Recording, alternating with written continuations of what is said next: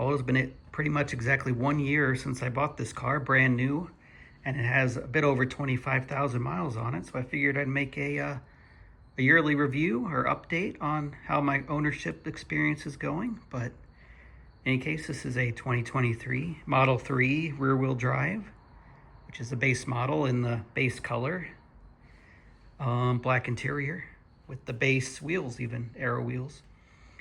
So yeah, I mean, not much to talk about on the exterior, I guess. I guess I should point out the overall in the video, if you don't want to watch the whole thing. I've spent $0 on repairs, $0 on maintenance. Haven't had to take it to the service center or anything. And the battery degradation's under 3%. It's like 2.8, I believe. But yeah, I'm going to talk about my issues with the car, what could be a bit better, and yeah, but so far with the outside, I mean, I don't have any damage or anything. The only damage I have is a rock chip, like right somewhere around here. I don't even know if I can see it. I think this is it right here, yeah. Well, there was a piece, when I was driving to Chicago, a piece of metal got knocked up and hit right there, and I'm surprised there's not more damage to the car besides that. I haven't rotated the tires at all, which is a mistake because there's obviously less tread on my rear tires, but they're still good. You can still use them for a while. Yeah, truthfully, not much to report on the outside of the car. Still surviving off level 1 charging. Never had an issue with it. My car's back at 100% again.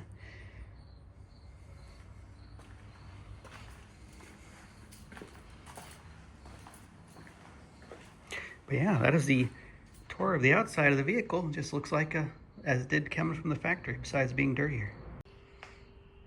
So the first thing I want to talk about is the whole front truck situation. Now, one thing that I don't like is that it's not powered. Like I believe Lucid, Rivian, some other companies have powered trunks now, and Tesla still doesn't, even on the new Model 3. As you can see, I keep all my snacks up there for work. That's about the only use of it. It does get wet too. That's another criticism, because all that's protecting it from getting wet is this rubber seal going around it, and it matches up underneath the trunk there with like the metal. So it's not completely watertight, so when it pours you will get a tiny bit of water in there. I mean, it doesn't soak everything, but yeah, it can get water in there. But yeah, so I wish the front trunk was powered and it was easier to open and close, because there's no way on the outside of the car to open it. You have to either go into the app and click 2 buttons, or 2 controls, to hit controls, then hit open front trunk. Or you got to unlock the car, go inside of it, then hit it on the screen. I wish there was like a secret button, you know, like underneath here or something, so you could open it, but yeah, Tesla didn't do that. Makes it a lot less useful than I feel it could be. Underneath this panel right here is where your battery is, if you're ever wondering, which is also an inconvenient thing because the trunk is electronically operated, and that's where the battery is. So if the battery dies, it's hard to get into the car. You gotta pull out the tow hook, get 2 wires, and kind of jump start it. But in any case, that's the front trunk situation. Figure I might as well talk about the rear trunk now. And the first thing you'll notice is I have a giant tire in there. And that's because this car does not come with a spare tire, which not even as an option, which I think is a really bad idea. I wish you could get a spare tire if you wanted one. And this is a full-size spare, and it takes up quite a bit of the trunk if you want it in there. And you notice these mats here. This car comes with 0 floor mats, not even for the front, which is also silly. So you got to basically spend a couple $150 or whatever to get floor mats for the whole car. Otherwise, you have this carpet right here. See underneath? This carpet will not last at all if you start throwing stuff on top of it. But yeah, otherwise, plenty of trunk space. There's a sub trunk too, which it's hard for me to open with the tire in here. But mostly I just keep emergency stuff like there, like like the jack and stuff for the tire and stuff like that, which I like the sub trunk. It gets all the random stuff you normally keep in the car, like an air pump, and out of the way. And one final thing about the trunk is this plastic they use. They use it other places in the car too, but you can probably see this, or it gets scratched up very, very easily. I'm not sure why they put this kind of cheap plastic on the trunk here, because it just gets totally scratched up and there's nothing really you can do about it. But yeah, that's my review on the trunk. There's definitely, it's very big, plenty of space. You can sleep in the car too if you fold the seats down. Now, truthfully, I don't really have much to say about the back seats because no one's ever used them in my car since I'm married, but we don't have any kids or anything. So no one sits back here, and I don't really have a use for them besides extra space. They do fold down, of course. I was going to hit the front, but yeah, as you can see, which makes it pretty much a flat floor, but it's not completely flat because this rises up in the front, but it's pretty close. And you do get a couple USB-Cs back here in this model and vents. The one thing I wish that was in the back seat though is a way to, because this has rear heated seats, but there's no way to turn them on from the rear. So I wish they included a button to turn them on while you get to window and unlock. There's also no mechanical exit on the back doors, which I think is kind of stupid. There's on the front doors if you get trapped in it, but not on the back. So if the car loses power, you'd have to climb into the front and exit that way. Which I don't know if it's an oversight or just a dumb design decision, but yeah, so I don't ask me if there's enough space back here because I've never even sat back here. So yeah. And you do have the full glass roof, of course, which I think it's a bit silly personally, because when you're driving, you don't even really notice it. So, oh, that's one thing I'm going to mention. I wish there was a cover for the glass roof included with the car. I'm not sure why they don't include that. One thing I like is that you got a completely flat floor down there, which you can't see because I have a bunch of junk on it, but that's great for putting like that cooler I had down there and stuff like that. Well, here we are, obviously inside the car now. And as you can see, knew this car charged to a 272 miles, and well, I can hit the button right now. It says 264 to charging to. So I'll go into TeslaFi in a second to show you the total degradation, but I just want to talk about the display here. One thing I wish is that it was more customizable, because right now there's zero customization on this screen. You just kind of get it how Tesla wants you to, and I wish you could customize it a bit more. All you can really do is add like 5 icons down here at the bottom as a quick access menu, but otherwise that's kind of all you get on it. Let's see if I have anything to talk about with this type of stuff. One thing, I wish you could fold your mirrors while driving, but it doesn't let you.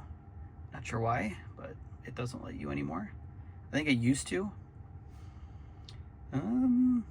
So on newer cars, this is options removed. You only get hold mode, which is, I think you should have anyway. It's the best one. Charging limits. Autopilot, I don't pay for FSD. I should talk about FSD, I guess. I'm kind of impressed with it and not impressed with it. My biggest problem with FSD is that it reads the speed limit signs and follows them on the interstate.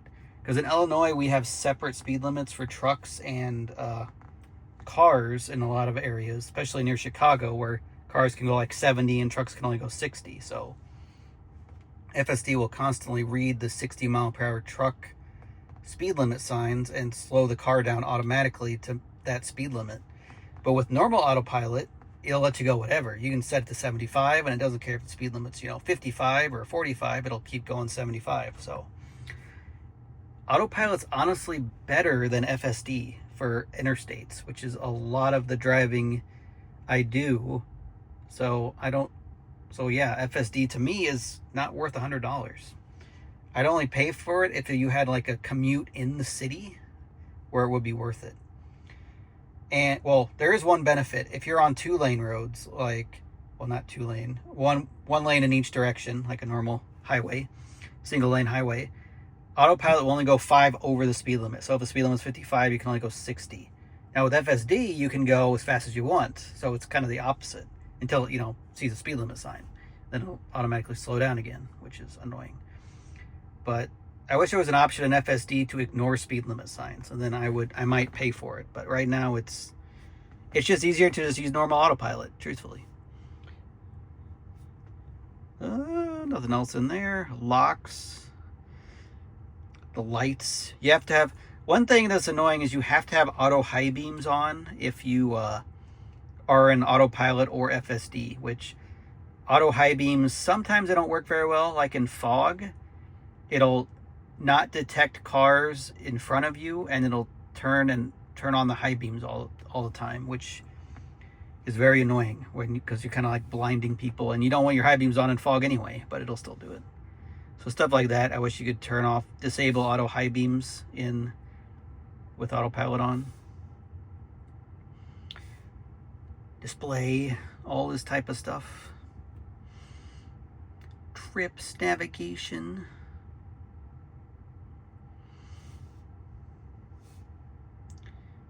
Oh, in navigation, I wish there was an option to avoid interstates. I'm not sure why there isn't. Like any GPS you get on, you can click avoid interstates and it will. But there's no option in the Tesla nav, which is annoying. Scheduled charging, safety. No issues with any of that. Service. As I said, I've had 0 service on this car right so far. I have not even rotated the tires, which kind of annoyingly, Tesla can only do it on Wednesdays in where my work is. They can only do it Wednesdays, but I don't work Wednesdays, so mobile service can't do it. And on Tuesdays, they can only do it where I live. They can only do it on Tuesdays, like in my home, and I'm at work Tuesdays. So it's kind of bad luck. Otherwise, I probably would have done it, but I don't know. I'm just gonna have to buy new rear tires sooner. There you go, 25,408 miles. You want to see the lifetime efficiency, there it is, 253 watt hours a mile over 25,408 miles, which is 4 miles a kilowatt hour, essentially, for anyone that goes by the non-Tesla measurements. But as you can see, like in the summer, you're going to get closer to 200, like 220, 230. That's since I went to St. Louis. I just haven't reset it. But you basically get low 200, or around 200 the whole year except winter, and then you get like 300, 350 in winter for this car, at least, and with my driving. Wi-Fi upgrades. The one upgrade I think is FSD that I don't have. There goes $100 a month. Not worth it in my opinion. For me at least. Hey, what's up about? Oh, my biggest complaint with the interior, the wireless chargers are terrible. I don't know what it is, but my old iPhone 13, like the normal one, worked fine, but now I have the iPhone 16 Pro, if you get the Pro Max, they won't even fit in here, so that's kind of a fail. The bigger size smartphones don't even fit in the wireless charging pad. But yeah, I have the normal Pro, and with the camera, it won't charge very easily.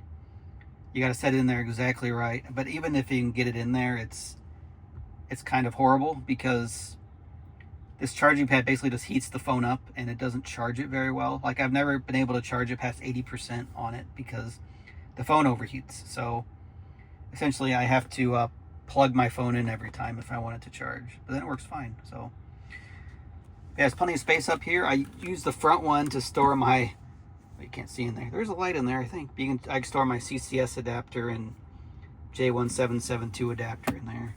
Normal cup holders. This I added. The light just went out. Oh, I hit the light. This I added because the normal outlets are inside. I don't even know if you can see them. They're like inside here at the bottom there, as you can see. So it's basically very impossible to plug and unplug stuff in. And then you're going to have this door slightly open with the cords coming out. So I bought this accessory, and it also has USB A ports, which the car only has 4 USB-C ports and a 12 volt, cigarette lighter power outlet. So in order to get normal USB-A plugs, you have to buy an accessory.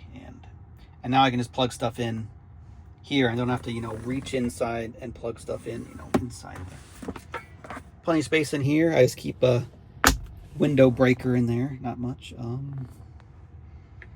Yeah, the wood's kind of silly, I think, but I mean, it's okay. I'm not really sure what else they would have put there. I like the wood better than what they've done on the newer models.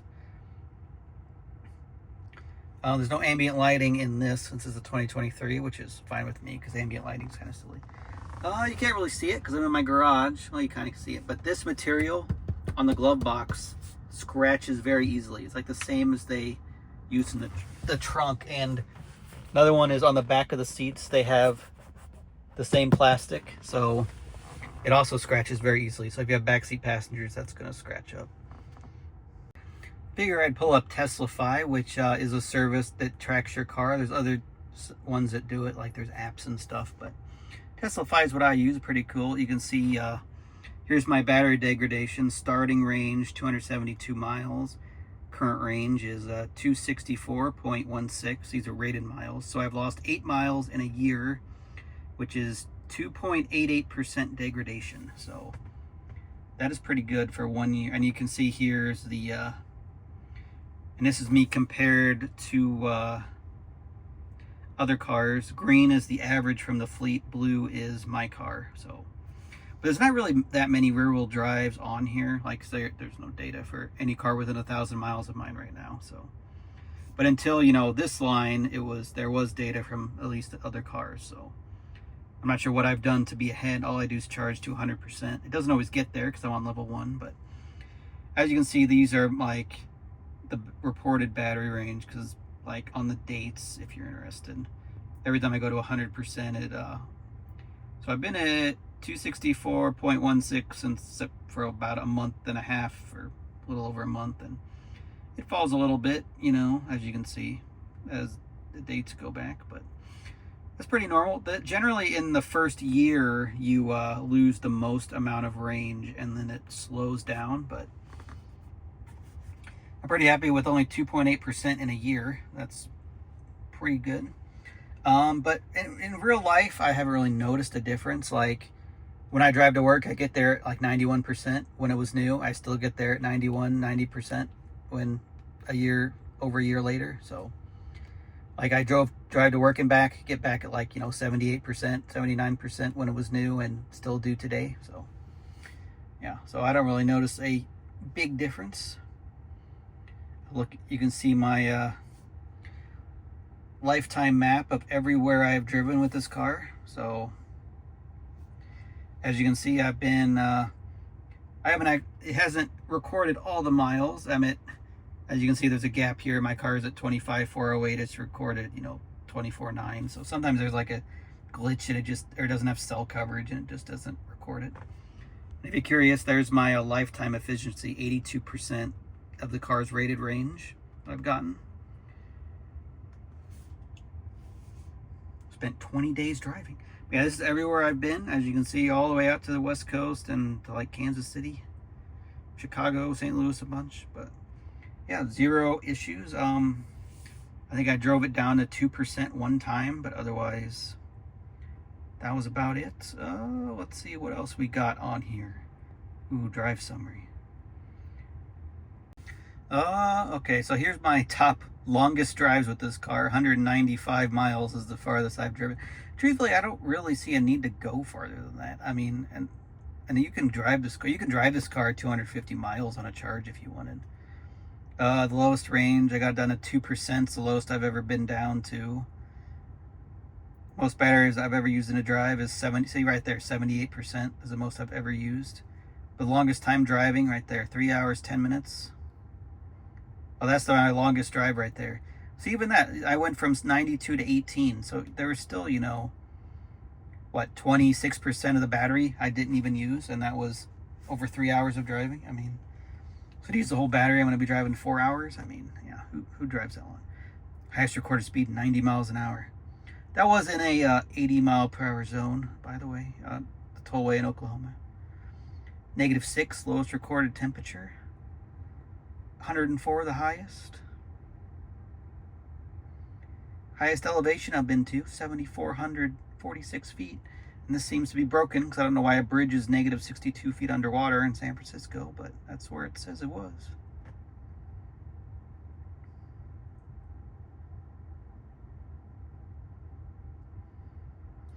Here's a speed efficiency for the car. As you can see, generally the slower your average speed is, the higher your efficiency is going to get. So if you drive slower, like if you're in the city, drive an Uber or something, you're going to get pretty much the car's rated range. If you're on the highway, which is most of my driving, you're going to get about 80% of the car's range or so. But yeah, I guess that's about it. I guess the final thing is I'll say the price that I paid for the car. So I just want to quickly go over what I paid for this car so you can determine if yourself was worth it. This was the price I paid. The normal MSRP of this car was like over 40,000 or around 40,000. But with inventory discounts, it was 36,200. Then at the time, they were offering a $500 discount if you use a referral code. So I used my brother's, and the price I paid was $35,700 before taxes and stuff. Right now, there's $1,000 off. Use the referral code in the description if you're interested. But yeah. So after taxes and fees and registration and all that stuff, when you buy a car, the out the door price was like $39,800 or $39,500, something around that range. And then the Illinois tax credit was $4,000 off. Well, not off, but they sent me a check for $4,000, and then the federal tax credit in 2023 was $7,500. So both of those came off the price of the car. So in total, I spent around roughly, $28,000, $27,000 in that range for this car, which to me is worth it. Plus, I've been saving about $200 a month on fuel from my old car. My old car was a Ford Fiesta. They got about 35 miles a gallon. So yeah, this car was very cheap. You cannot get this deal anymore, sadly, because, well, they don't even make my car anymore. Tesla just canceled it, but the rear-wheel drive long range is a very good deal too, and you can get the $7,500 off when you buy the car now. You don't have to earn enough money to pay that much in taxes. So in any case, it's been a great year. No issues with the car, as I've said. Very low battery degradation, and yeah, I'll keep you guys updated. This will be an ongoing series as long as I own the car. The next video will be a year from now, unless I have a problem, which I'll report on. So yeah, this is thanks for watching my Tesla Model 3 ownership experience, the very first video. If you got any questions for me about the car, just let me know in the comments. But pretty much you just plug it in at home and I drive it and never have to do anything. No oil changes, you should rotate the tires, but I haven't because I'm lazy. Yeah. Anyway, thanks for watching.